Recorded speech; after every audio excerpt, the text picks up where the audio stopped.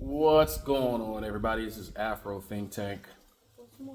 And today, as an African American ambassador, I want to talk to my African diasporas, my continental Africans who experience xenophobia from African Americans.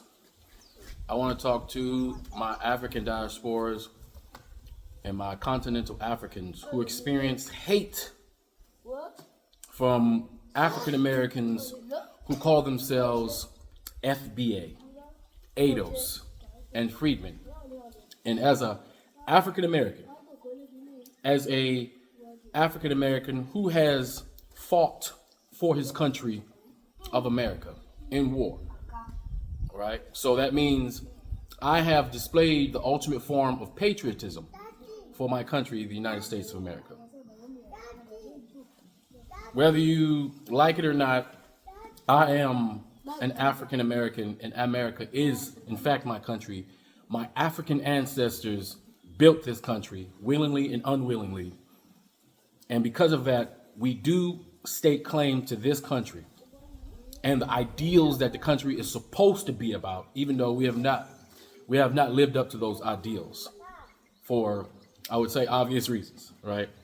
And so as a true African American and a patriotic American, because African Americans are the most patriotic Americans on the planet, I want to formally apologize for the xenophobic hate that you're receiving from my fellow African Americans. And I just want you to know that anybody calling themselves FBA, anybody calling themselves ADOS and displaying a xenophobic hate, any African American utilizing the word tether, they do not represent African Americans. I want you to know they do not represent African Americans. They represent their own cult. These people that you're seeing on the internet that are very loud and boisterous with their hate for their own kind, this is the result of 400 years of the transatlantic slave trade and slavery. This is the result, the mental result of what the European has done to us.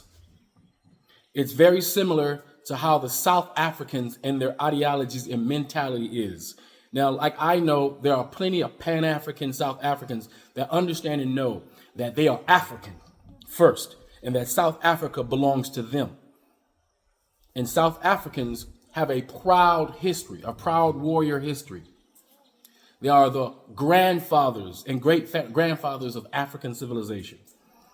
But because of what the white people have done to them physically and mentally, their minds are distorted and they display such visceral hate towards other Africans. Understand, this is not the African mentality. This is the white mentality burned into the brains of South Africans. And as an African American, we, just like the South Africans, have lived with this European for hundreds of years, and their culture of death and destruction and hate and division has seeped into the African brain.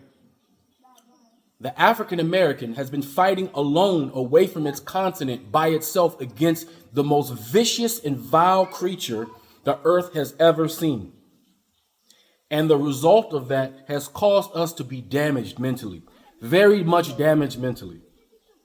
I want you all to take in consideration that they took our identity from us. They took our culture from us. They tried to take our culture from us. But they took the knowledge of the origins of that culture. Our African ancestors did the best they could to maintain a semblance of the culture that they had before they were snatched over here. The white man has convinced uneducated on purpose African Americans that it was the African that sold us into the transatlantic slave trade. An uneducated person only understands things to be black and white. They don't understand the gray. They don't understand the details of history. They were never taught real history in school. The schools in America teach us that white people went around the world and civilized the world. They taught us that white people went to Africa and civilized the African. This is the curriculum of the European. They gave this to us. They taught their children and they taught our children. that white people are the saviors. They gave us Jesus Christ the same way they gave you Jesus Christ. To have you believe that the white people are omnipotent and that white men are omnipotent gods that we should believe wholeheartedly. After 400 years of fighting on a foreign land with no way of getting home, some of us have fallen susceptible to that propaganda. You should understand that. I need you guys to understand that. So the hate and xenophobia that you're getting from African Americans who call themselves FBA, ADOS, freedmen, and various other divisive names to separate themselves from themselves, understand these are mentally ill Africans who are highly uneducated. And I want you to make a comparison to the highly uneducated Africans on the continent that lives way out in the rural areas that know nothing but their immediate surroundings. Believe it or not, there are African Americans that know nothing of the world outside of their immediate surroundings. They know nothing of the outside world or outside of their towns, their villages. They've never traveled. And with the combination of them never traveling and the combination of being told that white people and white Jesus has been their savior and civilized them, and that Africans never contributed anything to society, understand white people did a number on us. They did a big number on us. I always like to use the example of the lion and the master at the circus. The white master can convince the lion that it's a pussycat. But clearly, we all recognize that that lion is truly the king of that ring. That's the same thing they did to us. They convinced the African lion that he is a pussycat. And so generations of miseducation, generations of indoctrination, generations of not knowing the origins of the things that you even do as an African American, generations of being belittled, being hated, being afraid, being in survival mode. And we all know when you're in survival mode, you don't have time to be creative. You don't have time to learn. You don't have time to explore. You don't have time to pontificate. You don't have time to ask why, because you're trying to survive. We African Americans have been doing that for hundreds of years over here. But in America's case, we've been doing it for about 200 something years. There are people, the late great James Earl Jones, who just died, was born in the 1930s, and he just died in 2024. One of the greatest African Americans, one of the greatest Africans in history, who represented African people to the highest esteem, to the maximum of all excellence, just passed away and went home. Finally, he gets the rest. He was born in 1930 something. Understand, his parents were most likely slaves, or their parents were slaves. Slavery just ended. It didn't end 500 years ago, as the white people would try to have us casually to believe that it's been 500 years since slavery. Slavery just ended. And after slavery, we had Reconstruction. For a little while, African people in America thought that finally we were free. White people saw how we started to build ourselves up once we were free. And just like the demon orcs that they are, as displayed on the world stage as you see today, they crushed and killed us because they had the numerical advantage. They had the infrastructural advantage. They had the advantage of knowing where they're from and having connections to that land, which is Europe, their homeland, not America. If you just want to see how evil Europeans are, just pay attention to what they're doing now. And it's not far-fetched to see how evil they were against us just a few hundred years ago. Jim Crow. If you want to see what Jim Crow looked like, just look at what's happening in Palestine right now, with those white Europeans who went down there as criminal illegal aliens into the Middle East and started attacking and moving in and destroying the native population of that area. There's examples today of how evil Europeans are naturally and culturally.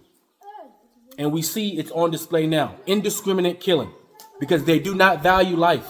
They do not value any life other than European life. As a matter of fact, white people don't even value their own lives, as you can see in Ukraine.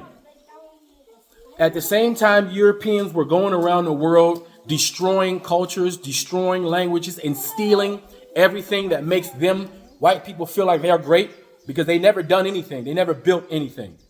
They steal everything. They take credit for everything, but they did nothing. We Africans gave them everything that they have. All the knowledge that they have, we Africans have given them. And because of their low self-esteem, because of their envy turned into hate and jealousy, they took all of our stuff, including us, and then convinced us that we are the ones who did it to ourselves. So now you have African Americans who are convinced that Africans just sold us into slavery. So you have uneducated, broken, mentally broken African Americans who believe that the entire continent was just having a good time selling off a few Africans, and they think they are just these Africans that were sold off by all of Africa, because that's what the white people want us to believe. Because the white person's only power is trickery. The white person's power is only trickery and deception. Death, destruction, trickery, and deception is their culture. And what I'm trying to tell you guys, my diasporans and my continental Africans, a lot of you guys had the ability and privilege to deal with this situation in an almost homogenous way. Continental Africans, even though you guys were being colonized, you had the ability to still be on your homeland. You had the ability to still be with your tribe, to still be at the root of your civilization over this 400 years of white dominance over the world. That means you get to remember why you eat black-eyed peas that you call white beans. You get to remember what the locks actually mean on your head. You get to remember why you're pounding yam and mashing the potato. You get to remember all these things. You understand the origin because you had the ability, even though you're dealing with the European, you dealt with it on your own homeland. It's much different when you're displaced and discombobulated into a foreign land that you know nothing of, and in such small numbers that you're unable to defeat wholeheartedly the European, who can always reinforce themselves from their homeland with their ships.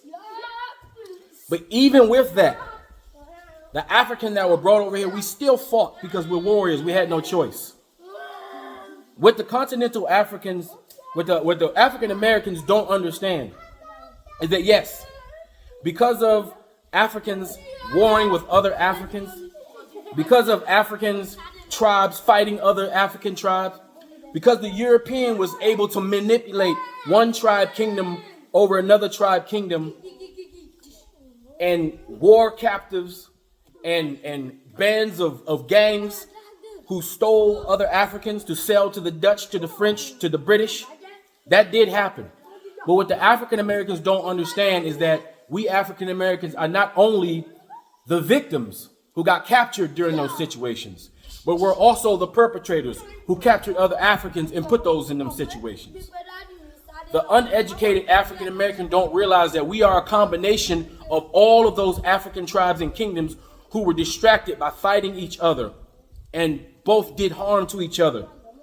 And one would capture one, and then one would get back and capture the other, and one would get back and capture the other, and the other would get back and capture the other. And before you know it, because of the fight and division, the tribal division that we had in those days, and not understanding that the Europeans didn't play by the same game that we played, all of us ended up over here. Well, not over here, I'm in Africa, but ended up in the Americas together.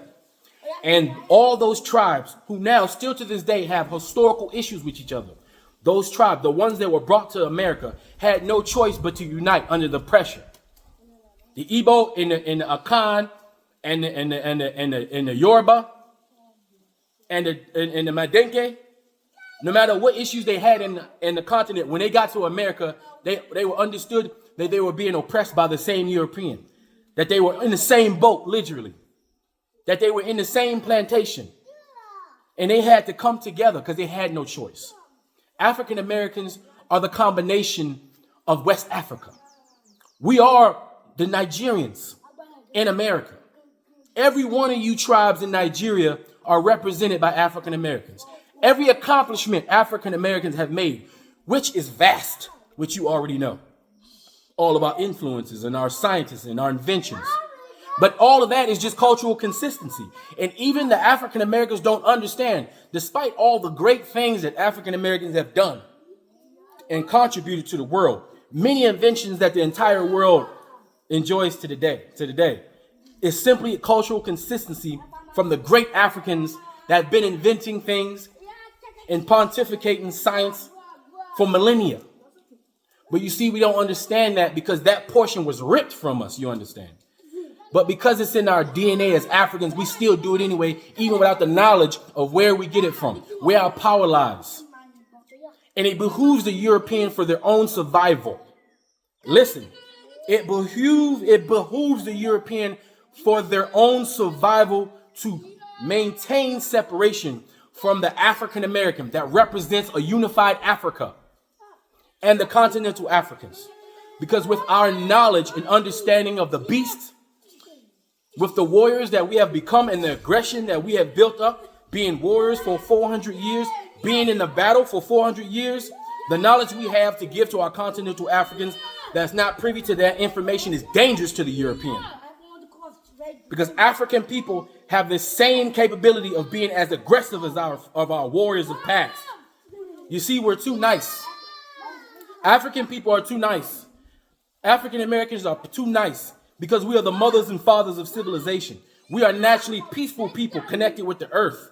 That's how we want to be.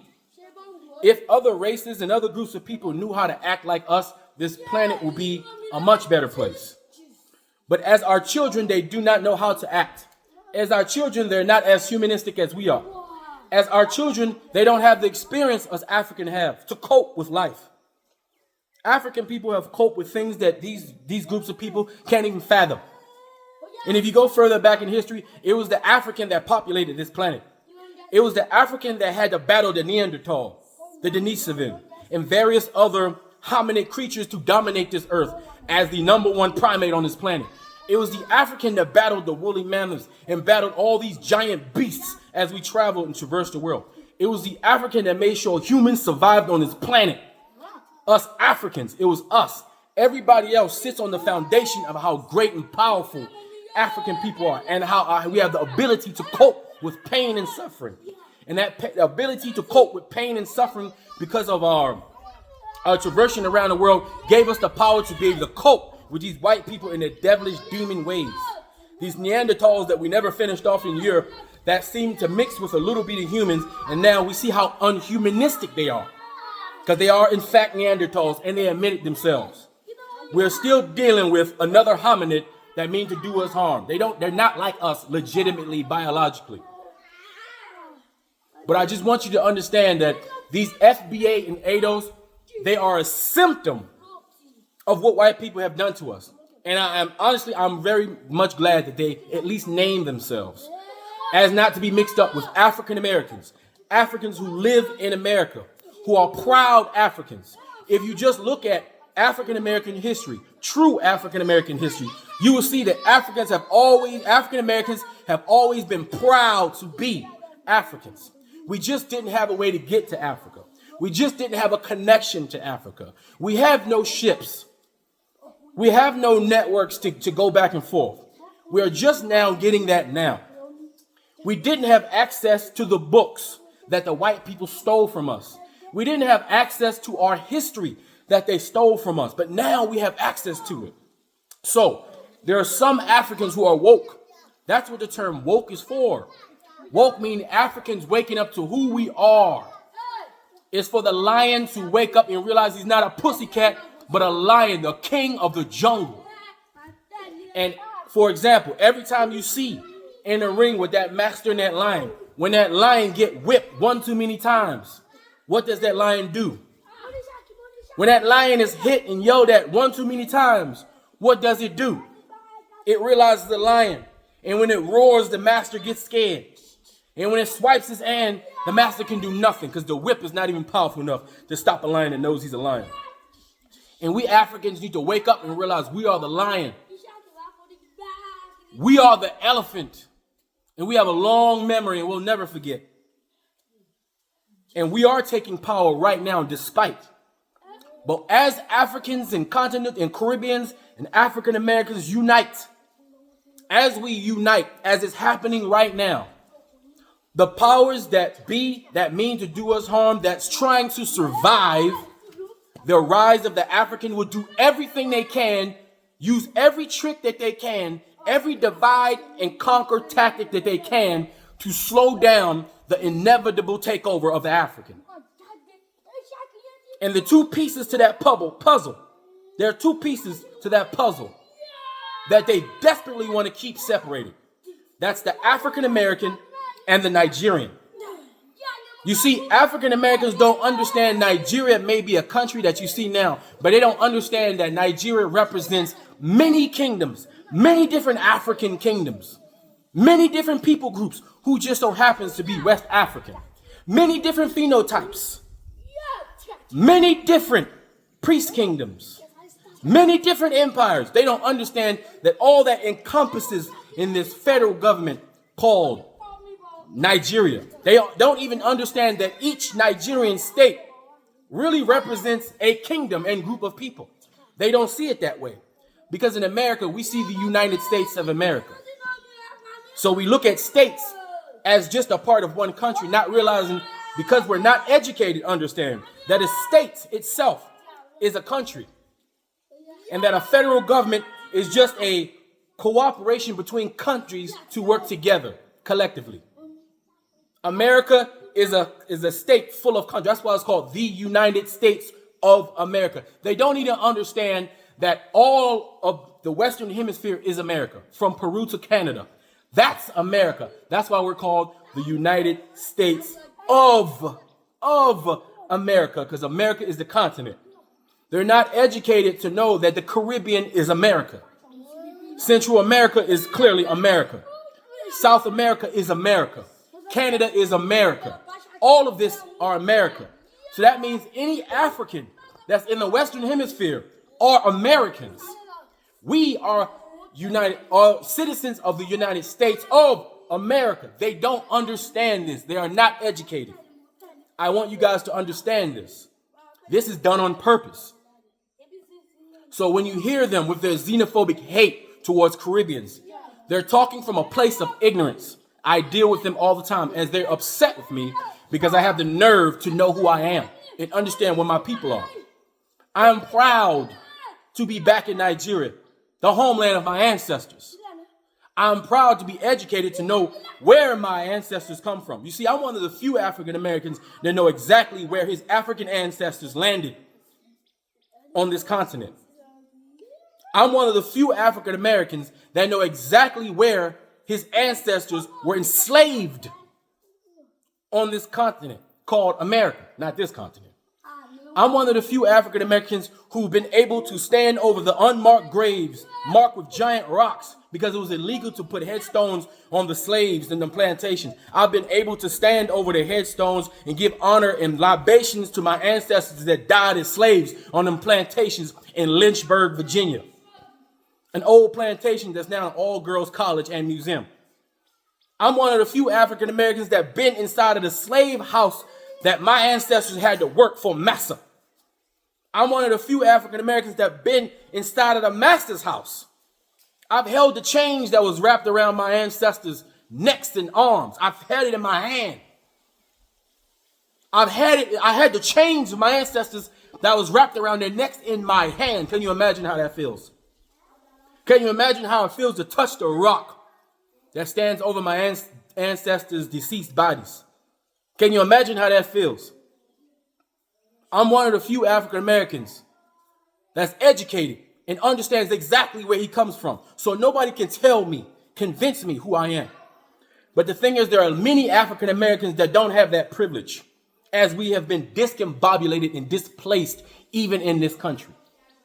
So that's why you have manipulators, just like we had manipulators in what I call Cunarians. We had Cunarians in Africa who wanted to make a profit and sell their own brothers and sisters to the white man for some umbrellas and for bottles of wine and for piano and for guitars and things like that. For worthless items. And the African Americans don't understand that you guys know that.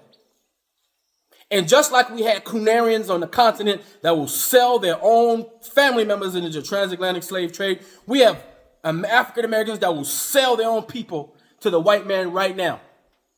It's the same mentality. Just like you see white people with their same mentality as they commit death and destruction and genocide across the world. We have Africans who don't even recognize that they're African. Clarence Thomas, the biggest coon on the planet. The biggest coon on the planet, Clarence Thomas. We have people like Tariq Nasheed, who takes advantage of uneducated Africans to manipulate them into giving him money, who sows xenophobia and hate and bounced from position to position. He went from a pimp, a rapper, to a Pan-African, to a pro-black, I hate all other Africans, to now he's some white supremacist pump talking pundit. For somebody who always talk about white supremacy, he now works for white supremacy. It's people like Tariq who uneducated black people follow because they deify these people because they are celebrities. As we deify our celebrities. Just like we deify the rapper who makes music about destroying their community while they get rich and move out the community. The social media guy is the new rapper as he destroys his community and get rich and then moves out of the community. And because our people are so hurt and so weak and so mentally ill due to the effects of slavery, of Jim Crow, of the continuous pressure of racism in this country, we get tired. It's tiresome. And understand, when a generation is destroyed and then they have children, what do you think they're passing along? When a generation is uneducated, what do they pass along to the next generation? So as our generations have been suffering over the years, we have been losing more and more and more and more of who we are. As white Jesus has been pumped in our face, we forgot the power of the African. As Islam and Asian religions have been inundated in our community, we forget the power of the African. We don't value who we are because we don't know who we are, because they took who we are from us. We don't even speak our own language. We can't even pontificate in our own more advanced languages. We can only think in the simplistic way of the white English language. And even with that, as Africans, we have made our own type of language within English that's more advanced than the English that Europeans speak. But yet they make fun of that. The African American vernacular is more advanced than the regular European vernacular. But in that case, white people still look down upon that. Everything we do, they look down upon that. Every move we make that's African, they look down upon that. From our black women shaking their tail feather. That's African cultural consistency. You come to the continent, every woman is shaking their tail feather. It's part of nature. It's what we do. We dance, we vibrate, we connect with the earth. That's what we do. We will always shake our butt. Our women will always put colors in things and decorate their hair. But you see, in America, they call that ghetto. But when you break down what ghetto is, it's really just African cultural consistency in America that we've been fighting to hold on to. But since we don't know the origin, we allow white people to tell us about ourselves and belittle the things that makes us African. Ghetto is not the look that we have. Ghetto is the mentality. The hate for oneself. The disrespect of our African culture. We don't even recognize it. That's why we think it's ghetto. But in actuality, when you come to the continent, you see those very same colorful hair. You see that very same swag. You see that wonderful black girl, very same attitude. You know, the black woman, strong. The black woman, the West African black woman is the most powerful woman on this planet. She has a strong personality. But in America, they call it ghetto. In America, they say it's a problem with the African American woman. She's too aggressive. But we have these black men who've been demasculated. They're not as manly as they're supposed to be. So because they're not protruding the masculinity that they're supposed to be, because they've been beat down and destroyed and told they ain't shit for so long, they can't even recognize that their true masculinity is meant to match up with the strength of the female, the black female, and her femininity. It's more powerful than any woman's femininity. The black woman's femininity is so powerful, it matches the white man's masculinity. That's how powerful the black woman is. But you got weak black men who don't recognize that because they don't know who they are. They don't know how to tap into their real manliness. They're being demasculated. This is all by design. These are the tricks of the white man. That's why I'm so aggressive. Because this is how a black man is supposed to be. I'm aggressive, but I also know how to treat my black woman. I can recognize that strong femininity, and I know how to wield it like a master. A black woman is a black woman no matter where you go. That Nigerian black woman and the African-American black woman is the same woman. The Nigerian man and the African-American man is the same man. It's just one don't know who he is and the other does.